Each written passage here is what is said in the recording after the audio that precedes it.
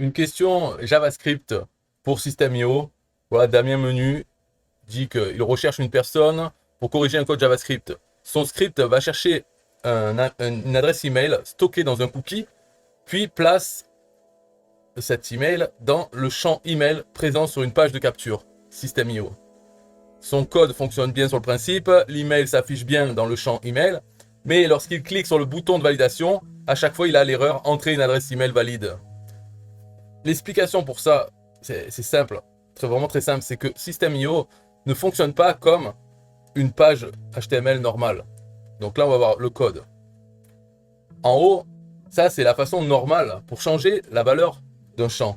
On marque document.getElementById, on met l'ID du champ, .value égale la nouvelle valeur. Donc là, il a sûrement mis ça égale la valeur du cookie où il y a l'adresse email.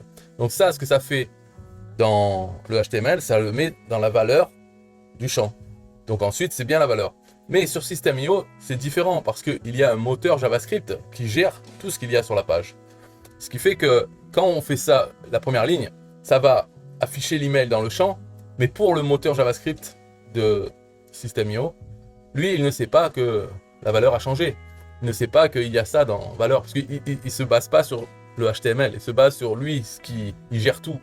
Donc par exemple, quand quelqu'un rentre son adresse email, eh bien dans le champ, le moteur de JavaScript, il voit que ça change, que les gens rentrent des caractères. Donc il enregistre tous ces changements dans toutes ces variables en JavaScript, et il sait maintenant ce qu'il y a à la fin dans le champ. Tout ce qui se passe sur la page, il le surveille. Voilà, c'est ça la différence. Ce qui fait que la deuxième façon, c'est comme ça qu'il faut faire dans JavaScript sur System.io pour changer la valeur des champs. Donc là, j'ai mis cette ligne, avant de la regarder, c'est une fonction que j'ai fait en plus. Donc cette fonction, on la met dans son script. Et quand on veut changer la valeur d'un champ, on se sert de cette fonction. Parce que la fonction, qu'est-ce qu'elle fait dedans? C'est elle prend en argument input, c'est l'élément, donc l'élément, le champ. Et value, c'est la valeur qu'on veut lui mettre dedans. Donc on lui donne ça en argument et il va faire tout ça. Alors tout ça, ça sert à rien de savoir exactement ce que ça fait. Exactement, mais en principe, ce que ça fait, c'est que ça envoie aux JavaScript qui peuvent surveiller ce champ, ça leur envoie, ça leur dit que la valeur, elle change. Et donc, si le moteur JavaScript veut sauver ces changements dans ces variables, eh bien il le fait, parce qu'il est au courant que ça change. Voilà la différence, c'est que cette fonction, elle renseigne le fait que ça change.